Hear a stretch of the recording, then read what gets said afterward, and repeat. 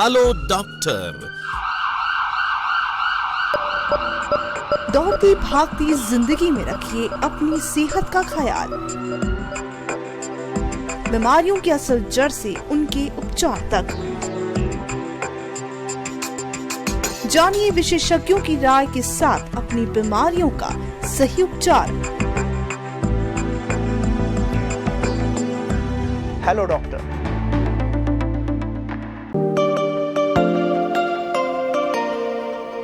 बीमारी ना बन जाए मजबूरी, इसलिए टीकाकरण है जरूरी। नमस्कार दर्शकों, मैं हूं आपके साथ काजोल चौहान और आप देख रहे हैं दूरदर्शन हिमाचल का मन पसंदीदा कार्यक्रम हेलो डॉक्टर। हेलो डॉक्टर में हम लोग बात करते हैं स्वास्थ्य से जुड़ी हुई जानकारियों के साथ आपके बीच आते हैं। तो आज हमारा जो विषय रहेगा वो बेहद खास है और बच्चों से जुड़ा हुआ विषय है। आपने कई बार स्लोगन में ऐसे कई सारे वाक्य सुने होंगे कि बच्चों को टीकाकरण लगाया जाना चाहिए, किस समय पर लगाया जाना चाहिए, और इसी कड़ी में आज हम इसी विषय पर बातचीत करने जा रहे हैं। विषय रहेगा बच्चों में संपूर्ण टीकाकरण, और हमारे साथ इस विषय पर बातचीत करने के लिए स्टूडियो में जुड़े हैं डॉक्टर आर.के. कौशल जी, जो कि शिशु रोग विशेषज्ञ है। बहुत बहुत स्वागत है सर आपका। सर, जिस तरह से हम लोग बातचीत कर रहे हैं बच्चों के संपूर्ण टीकाकरण पर, मेरा पहला प्रश्न यही रहेगा कि आखिरकार टीकाकरण क्यों आवश्यक है, और इसके बारे में आप संपूर्ण जानकारी हमारे दर्शकों को दें। इसमें देखिए, विश्व में 5 साल तक के जो बच्चे हैं जो मृत्यु होती है, उसमें से हर 5वां बच्चा है भारतवर्ष का है। तो और इनमें जो मुख्य कारण मृत्यु का है वो है संक्रमण। कुछ बीमारियां हैं जैसे ये विषाणु हैं, वायरसेस, जीवाणु, बैक्टीरिया, उनके इन्फेक्शन से हो जाते हैं। और बहुत से रोग तो इन्फेक्शन वाले ऐसे हैं जिनका कोई इलाज नहीं होता है, पर कुछ बीमारियां ऐसी हैं जिनको हम प्रतिरक्षण टीकाकरण से बचा सकते हैं जी। इसी कड़ी में ये टीकाकरण जो है वो प्रारंभ किया गया है। तो इसमें जो वैक्सीन प्रिवेंटेबल डिजीज़ हैं जिनको हम प्रतिरक्षण टीकों से टीका लगा के बचा सकते हैं, जैसे मान लिया पोलियो है, खसरा है, टीबी है, तो इनके टीके लगाए जाते हैं। बिल्कुल। और छोटे बच्चों में प्रतिरक्षण क्षमता यानी इम्यूनिटी जो है वो बहुत कम होती है, इसीलिए ये संक्रमण का शिकार हो जाते हैं जी। तो इनकी प्रतिरक्षण क्षमता को बढ़ाने के लिए टीकाकरण बहुत जरूरी है जी। आपने बताया कि टीकाकरण क्यों जरूरी है। अब मैं ये जानना चाहूँगी कि कितने प्रकार के टीके बच्चों को लगाए जाते हैं इनिशियल एज में। इस वक्त हमारे देश में सरकार की तरफ से छोटे बच्चों के लिए तकरीबन 13 किस्म के जो टीके हैं, 13 किस्म की बीमारियों से बचने के टीके फ्री में उपलब्ध हैं। जैसे बच्चा पैदा होता है उसी वक्त उसको टीबी का टीका, टीबी से रोकने का टीका लगा दिया जाता है। पोलियो की बूंद पिला देते हैं। हेपेटाइटिस बी जो एक पीलिया का कारण है, उसके टीके लगा दिए जाते हैं। उसके बाद 6 हफ्ते में, 10 हफ्ते में और 14 हफ्ते में, ये 3 महीने के अंतराल पे एक तो डीपीटी यानी कि काली खांसी, गलघोटू रोग, टेटनस, इसका टीका लगता है। इसके साथ ही हेपेटाइटिस बी और इन्फ्लुएंजा का टीका लगाते हैं। इन्फ्लुएंजा जो है वो निमोनिया करता है, मेनिंजाइटिस करता है, तो उसको रोकने के लिए लगाते हैं। और जो हेपेटाइटिस बी का है जो पहले पैदा होते लगाया था वो 6 हफ्ते में, 10 हफ्ते में और 14 हफ्ते में फिर रिपीट करते हैं। इसी तरह इसके साथ ही एक निमोनिया को रोकने के लिए निमोकोकल इंजेक्शन होता है, वो लगाते हैं। फिर रोटा वायरस से जो छोटे बच्चों को लूज मोशंस हो जाती हैं, उसको रोकने के लिए रोटा वायरस की दवाई पिलाई जाती है। पोलियो की पहली खुराक 6 हफ्ते में देते हैं, दूसरी खुराक 10 हफ्ते में देते हैं और तीसरी खुराक 14 हफ्ते में देते हैं जी। इसी तरह से उनको ये जैसे मैंने कहा न्यूमोकोकल जो इंजेक्शन है, पहला टीका 6 हफ्ते में और दूसरा टीका 10 हफ्ते में, 14 हफ्ते में, और तीसरा टीका 9 महीने में लगाते हैं जी।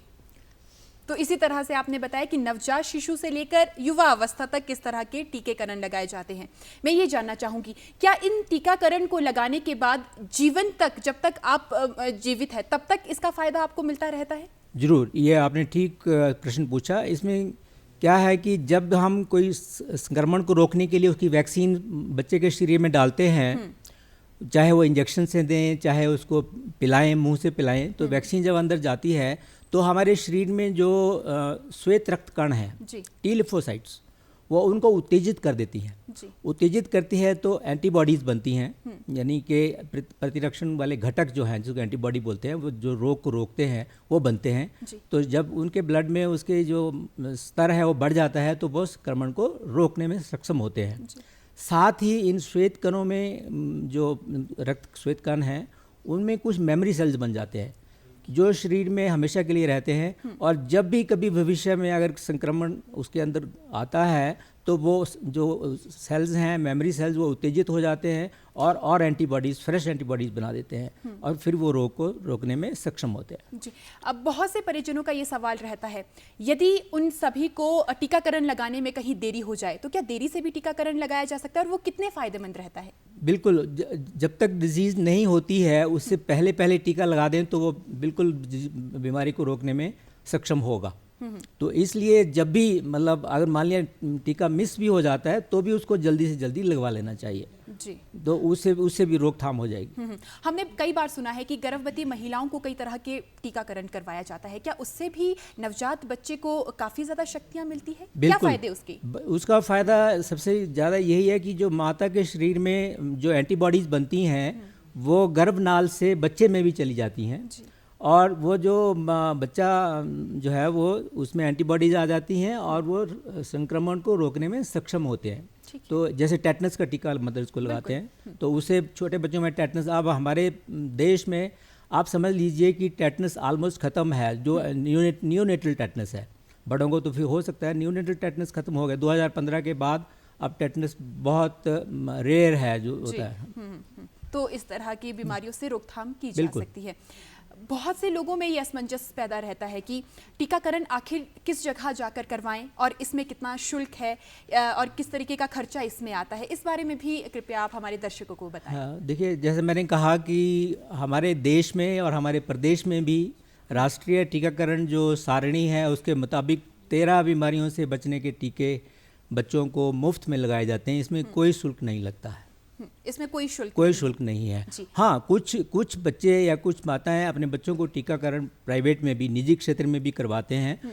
निजी क्षेत्र में ये सभी वैक्सीन्स अवेलेबल हैं। इसके साथ साथ कुछ और ऐसी वैक्सीन्स हैं जो आप समझ लीजिए थोड़ी कॉस्टली हैं। वो कॉस्टली इसलिए कि उनको प्रोडक्शन में, उनके उत्पाद में खर्चा ज़्यादा है, इसलिए वो ज़्यादा महंगी हैं। और पर ये जानना ज़रूरी है कि ये वाले जो रोग जिनमें ये प्रतिरक्षण टीके निजी क्षेत्र में लगाते हैं जो महंगे हैं, सरकार इसलिए नहीं लगाती है क्योंकि ये हमारे देश में कोई बड़ी समस्या नहीं है। ठीक है, इसलिए वो जो अफोर्ड कर सकते हैं वो टीके वहाँ प्राइवेट क्षेत्र में लगवा सकते हैं। तो दर्शकों, हम लगातार बात कर रहे हैं बच्चों में संपूर्ण टीकाकरण को लेकर और RK कौशल जी हमें पूरी जानकारी दे रहे हैं। एक प्रश्न मैं आपसे और पूछना चाहूँगी, जिस तरह से आप देखते हैं कई बार परिजन अपने बच्चों को टीकाकरण करवा देते हैं, उसके बावजूद भी उसी संक्रमण से बच्चा ग्रसित हो जाता है। ऐसे केसेस भारत में भी कई बार देखने को मिलते हैं। तो ये केसेस कैसे पैदा होते हैं और फिर उसके बाद क्या बचाव रहता है? ऐसा हो सकता है क्योंकि देखिए, कोई भी वैक्सीन जो है वो 100% इफेक्टिव नहीं होती है। जैसे हम कुछ बीमारियों के तो टीके एक के बाद 2, 3 के 5 तक टीके लगाने पड़ते हैं। जैसे काली खांसी, गलघोटू रोग, टेटनस, इसके टीके जो हैं, जैसे मैंने बताया कि 6 हफ्ते में शुरू हो जाते हैं, फिर 3 टीके तो 6, 10 और 14 हफ्ते में लग गए। फिर एक टीका जो है इसी का 16 से 24 महीने के बीच में लगाते हैं। फिर वही टीका एक बार 5 साल में लगाते हैं। फिर वही टीका टेटनस का फिर 10 साल में फिर लगाते हैं, फिर 16 साल में लगाते हैं। तो ये रेगुलर लगाना पड़ता है, इसलिए जिससे कि एंटीबॉडी लेवल शरीर में बना रहे। और कुछ ऐसे भी वायरसेस होते हैं जिनमें 2 टीके लगाने पड़ते हैं। तो अगर मान लिया बच्चे ने एक ही टीका लगवा रखा है तो उसको संक्रमण होने का काफ़ी अंदेशा रहता है।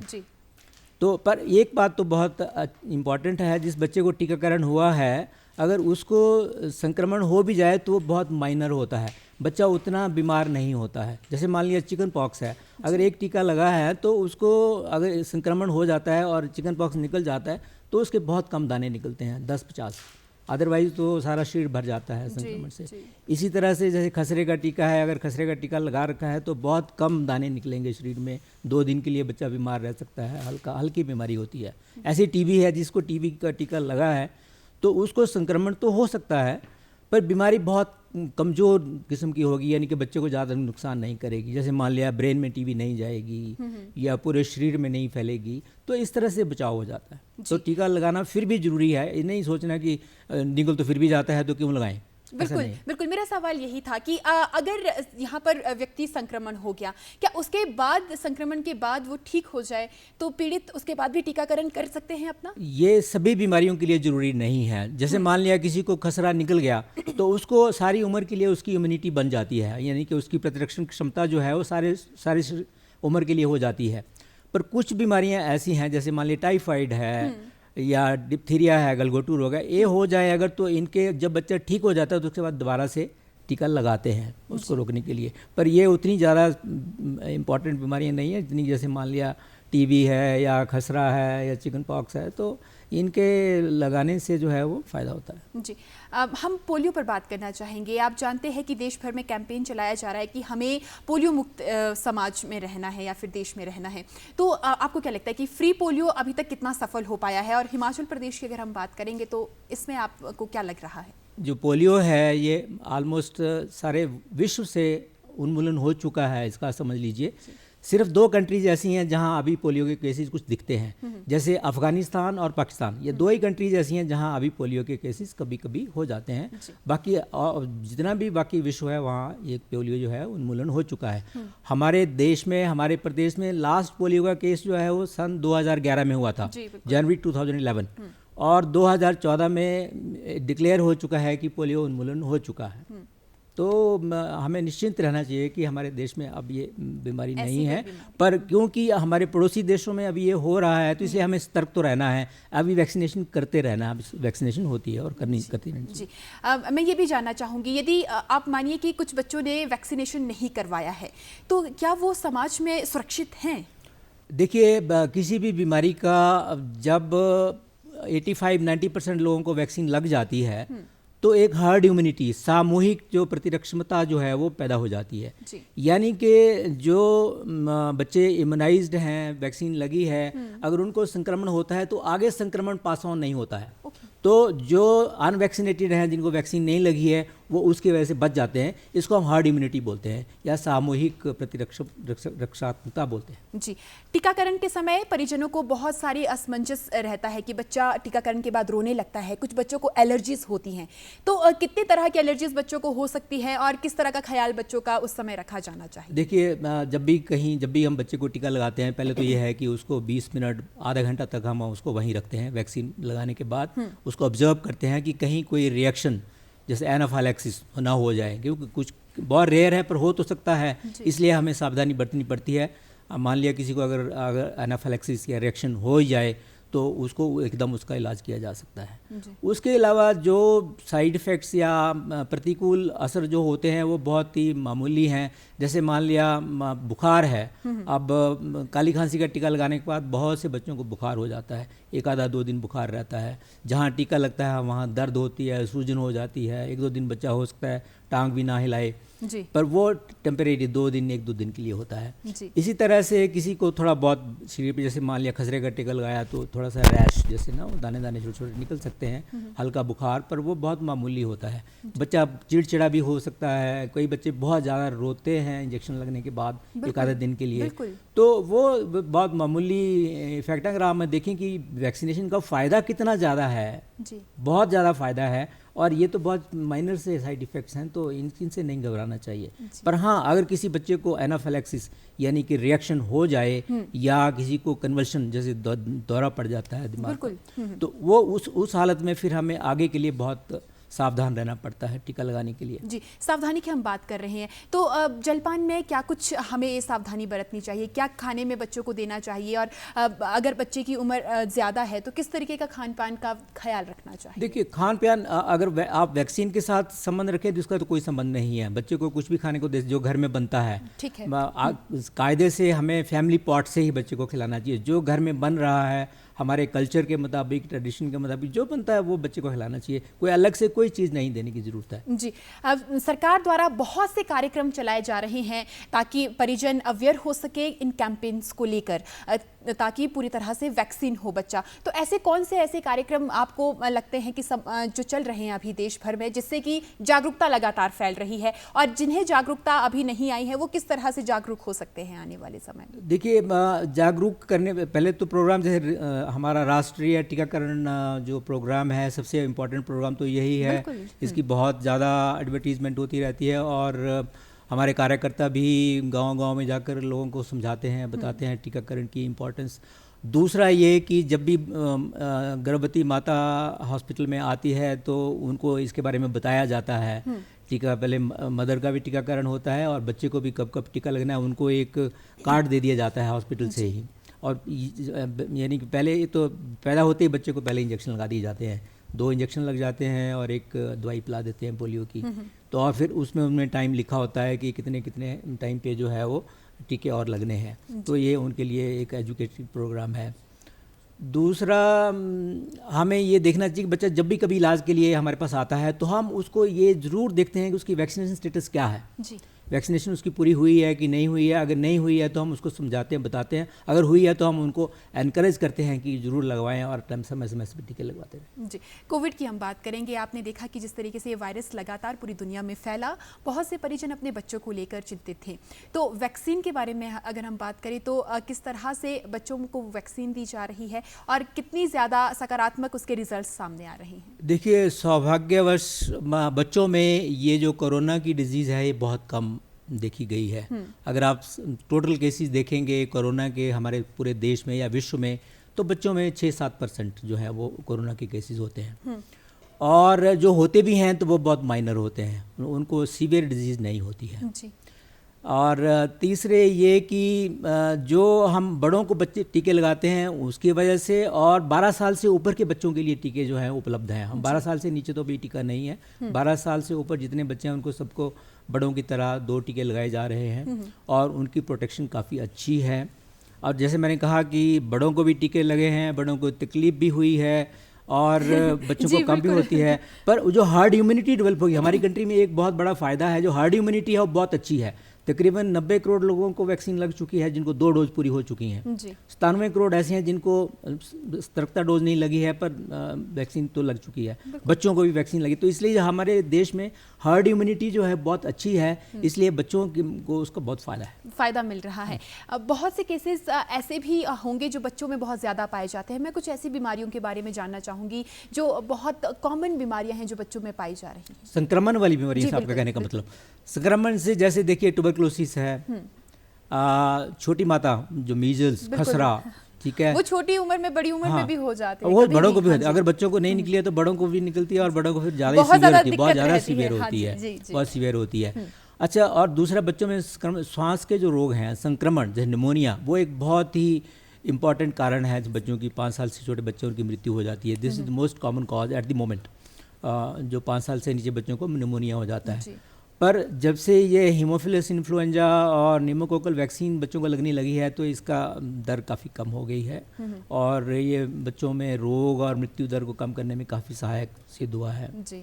तो अच्छा, खसरा है, खसरा जिन बच्चों को हो जाता है उनको कॉम्प्लिकेशन में निमोनिया होने का बड़ा डर रहता है, तो इसलिए ये टीके लगवाने बड़े जरूरी जी। अभी आजकल सर्दियां चल रही हैं, तो सर्दियों में अगर टीकाकरण किया जाए तो नॉर्मल रहता है जैसे गर्मियों में रहता है? सीजनल टीकाकरण की अगर हम बात करें तो बच्चा कैसे रिएक्ट करता है गर्मियों और सर्दियों की? इसमें कोई फ़र्क नहीं पड़ता है, गर्मी सर्दी में कोई फ़र्क नहीं पड़ता है। टीका तो वैसे ही लगता है और ये ध्यान रखना होता है कि बच्चे को ठंड ना लगे। बाकी टीका लगाने में सर्दी गर्मी का कोई फ़र्क नहीं है, वो उम्र के लिहाज से जो समय सारणी जो बनी है उसके मुताबिक लगाना चाहिए जी। मैं ये भी जानना चाहूँगी डॉक्टर साहब, आपके पास बहुत से केसेस ऐसे आते हैं क्योंकि आप शिशु रोग के विशेषज्ञ हैं, पेरेंट्स के बहुत से सवाल रहते हैं बच्चों को लेकर। क्या आपने देखा है कि बहुत से पेरेंट्स अनकम्फर्टेबल रहते हैं टीकाकरण को लेकर? जरूर, बच्चों को उनको ये तो सबसे पहले तो ये होता है, उनको डर लगता है कि बच्चे को सुई लगेगी तो दर्द होगी, बच्चा रोता है तो रो के ही तो माताएं खुद भी रोने लग जाती हैं, कई खुद उसको नहीं देखती हैं, कोई और भी टीका लगाता है उनको पकड़ के, तो उनको ये डर रहता है। बाकी और तो ऐसी कोई बात नहीं है, उनको कोई अंदेशा नहीं होता है।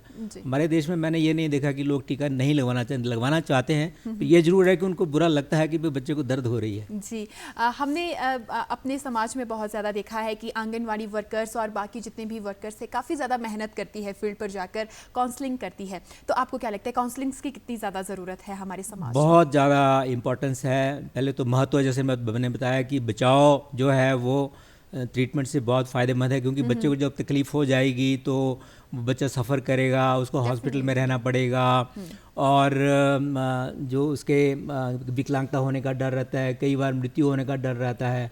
अब स्कूल के बच्चों को अगर हम लेते हैं तो स्कूल के बच्चों में उनका स्कूल मिस हो जाता है। अगर जैसे मान लीजिए चिकन पॉक्स निकल गया तो हफ्ता भर स्कूल नहीं जा पाएगा। तो इसलिए इन सब चीज़ों को देखते हुए बचाव जो है वो बहुत ही इम्पॉर्टेंट है। जी, कई बार हमने देखा है कि जो टीकाकरण की प्रक्रिया है वो स्कूलों में भी की जाती है।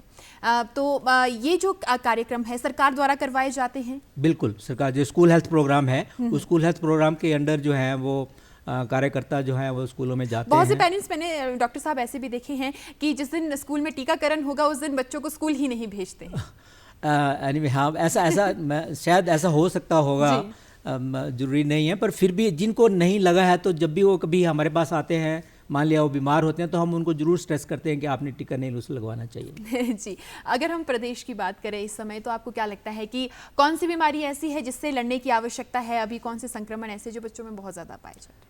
अभी तो देखिए इस वक्त हम तो जैसे वैक्सीन तो कर ही रहे हैं। ट्यूबरकुलोसिस अभी भी हमारे देश में कॉमन है, हो जाती है तो छोटे बच्चों में, इसलिए हम टीका बर्थ से शुरू कर देते हैं, पैदा होने के टाइम से शुरू कर देते हैं। और जो ये खसरा है, खसरे का रोग है, ये अभी भी होता है, तो इसको रोकने के लिए जो है वो टीकाकरण बहुत ज़रूरी है, लगाते ही हैं। निमोनिया जैसे मैंने कहा, छोटे बच्चों में 5 साल छोटे बच्चे हैं उनमें निमोनिया का काफ़ी जो रहता है, तो उसको रोकने के लिए भी टीके लगाए जा रहे हैं। जी, मैं ये आखिरी सवाल आपसे पूछना चाहूँगी कि जो टीकाकरण है किस उम्र से शुरू होता है और कितनी उम्र तक चलता है बच्चों में स्पेशली? देखिए, जैसे मैंने कहा, एक तो बर्थ पे ही शुरू हो जाता है। जो इंस्टीट्यूशनल डिलीवरीज हैं, जो हमारे स्वास्थ्य केंद्र में जो डिलीवरीज होती हैं, उनमें बर्थ पे ही टीकाकरण शुरू हो जाता है। जैसे BCG टीबी से बचने वाला, फिर ये पोलियो की डोज पिलाते हैं, हेपेटाइटिस B का देते हैं, तो ये बर्थ पे शुरू हो जाता है। और फिर जैसे लास्ट टीका जो है हम 16 साल में टेटनस का लगाते हैं, उसके बाद जो हमारा ये कोरोना वायरस है उसका वैक्सीन जो 18 साल में शुरू कर देते हैं, 12 साल में शुरू कर देते हैं, तो ये चलती रहती है। जी, तो अभी हिमाचल प्रदेश में टीकाकरण को लेकर मुझे आप ये बताइए, आंकड़े कुछ ऐसे हैं कि कितने बच्चों ने अभी तक टीकाकरण कर दिया है और हम लोगों के पास कितना प्रतिशत ऐसे बच्चे हैं जो फुल वैक्सीनेटेड है? देखिए, हमारे प्रदेश में जो लास्ट सर्वे हमारा हुआ है, नेशनल फैमिली हेल्थ सर्वे 2019-20 में, ये देखा गया है कि 90% बच्चे, 89.3% बच्चे जो है हमारे देश में, हमारे प्रदेश में फुल्ली प्रोटेक्टेड है, फुल्ली वैक्सीनेटेड है। यानी कि ये सर्वे करते हैं हम 12 महीने से 23 महीने के बीच में जो बच्चे हैं, उम्र वाले बच्चे हैं, उनमें देखते हैं कि कितनी वैक्सीनेशन हो चुकी है और पूरा टीकाकरण हुआ है कि नहीं हुआ है। तो इसमें 89.3% बच्चों को पूर्ण टीकाकरण हो चुका है। 89.3% आप कह रहे हैं कि पूरी तरह से वैक्सीनेटेड है। और जो वैक्सीनेटेड नहीं है, मैं उन परिजनों से भी दरख्वास्त करना चाहूँगी कि अपने बच्चों को पूर्ण तरह से टीकाकरण आप ज़रूर करें, क्योंकि टीकाकरण एक तो निःशुल्क है, जैसे कि आपने कहा, किसी भी सरकारी अस्पताल में, और अगर स्कूल हेल्थ प्रोग्राम्स अगर चलाए जाते हैं तो उसमें भी परिजनों की महत्वपूर्ण भूमिका होनी चाहिए और बच्चों को लगातार टीकाकरण करवाते रहना चाहिए। और पूरे टीके अगर आप लगवाएंगे तो आपका बच्चा न केवल रोगों से उसकी प्रतिरक्षण क्षमता बढ़ेगी, साथ ही साथ वो स्वस्थ भी रहेगा। यदि उसे कोई रोग हो भी जाता है तो वो जल्दी से जल्दी उस रोग से छुटकारा पा सकता है। तो डॉक्टर साहब, आप हमारे साथ जुड़े और हमारे इस कार्यक्रम में आपने बहुत रोचक जानकारी हमारे दर्शकों को दी, बहुत बहुत शुक्रिया। अंत में क्या कहेंगे दर्शकों को? आपका भी बहुत बहुत धन्यवाद मुझे यहाँ बुलाने के लिए। और मैं दर्शकों से यही दरख्वास्त करूँगा कि उनको, जैसा हमने बताया है कि टीकाकरण जो है बहुत ही ज़रूरी है, जिससे हम बच्चों में ये संक्रमण वाले रोग जो है वो रोक सकते हैं, उससे बच्चे जो है वो सेहतमंद रहेंगे। जी बिल्कुल, बहुत बहुत शुक्रिया सर। तो आप लोग स्वस्थ रहें और हमारा मिशन सिर्फ यही है कि आप लगातार स्वस्थता की ओर आगे बढ़ते रहें। इस कार्यक्रम में बस इतना ही। अभी के लिए मुझे इजाज़त दीजिए। नमस्कार।